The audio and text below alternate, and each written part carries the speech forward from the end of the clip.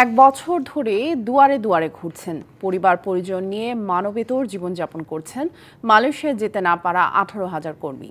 তাদের অভিযোগ, সিন্ডিকেট বড় বাধা হয়ে দাঁড়িয়েছে এই পথে, তাই দাবি আদায় পথে নেমে এসেছেন তারা। মালয়েশিয়ায় আবার বাজার খোলার খবরে তাদের বিষয়টিকে অগ্রাধিকার দেওয়ার জোর দাবি জানানো হয়েছে। সবকিছু ঠিক থাকার পরও অতিরিক্ত বিমান ভাড়া, সিন্ডিকেটের বাধায় গত বছর মালয়েশিয়া যেতে পারেনি 18,000 কর্মী।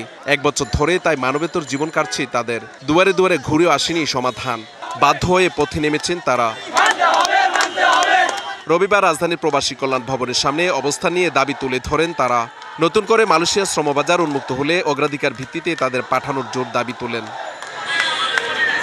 আমাকে কাগজপত্র ভুয়া দিছে, আমাকে নেওয়ার কালা টাকা পয়সা নিছে, আমরা কিস্তি মুস্তি উড়িয়ে টাকা দিছি, কিন্তু আমাকে টাকা পয়সা ফেরত দেন, আমাকে নেওয়া না ঘুরাইতেছে খালি।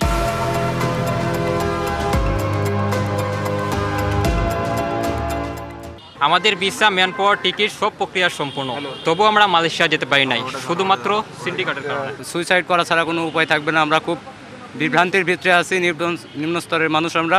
15 মে মালয়েশিয়া বৈঠকের পর চলতি সপ্তাহের শেষের দিকে দুদেশের যৌথ কারিগরি কমিটির বৈঠক হবে। এই বৈঠকে তাদের বিষয়টি জোরালোভাবে উত্থাপনের দাবি জানান ভুক্তভোগীরা। 31 মে 2024 সালে আটকা পড়া প্রত্যেক কর্মীকে অগ্রাধিকার ভিত্তিতে মালয়েশিয়া নিয়ে যেতে হবে। প্রবাসী রক্ত করা কামের টাকায় সরকার চলে, বাংলাদেশ চলে, কেন আমাদের নিয়ে হেলাবেলা খেলা চলছে? আসিফ নজরুল স্যারের কাছে আমার দাবি হইল, আপনি যদি এই দায়িত্ব থেকে আমাদের পাঠাইতে না পারেন, তাহলে অবিলম্বে এই দায়িত্ব থেকে আপনি পদত্যাগ করেন। এদিকে একই জায়গায় সবকিছু বৈধ থাকার পরও সৌদি আরবে যেতে পারছে না অনেক শ্রমিক। বিএমএটির হয়রানি আর ভোগান্তির কারণে তারা কর্মস্থলে যেতে পারছে না বলে অভিযোগ করা হয়। আমার একটি ম্যান পাওয়ার জন্য আমি আজকে ফ্লাইট করতে পারছি না, টিকিট কাটতে পারছি না।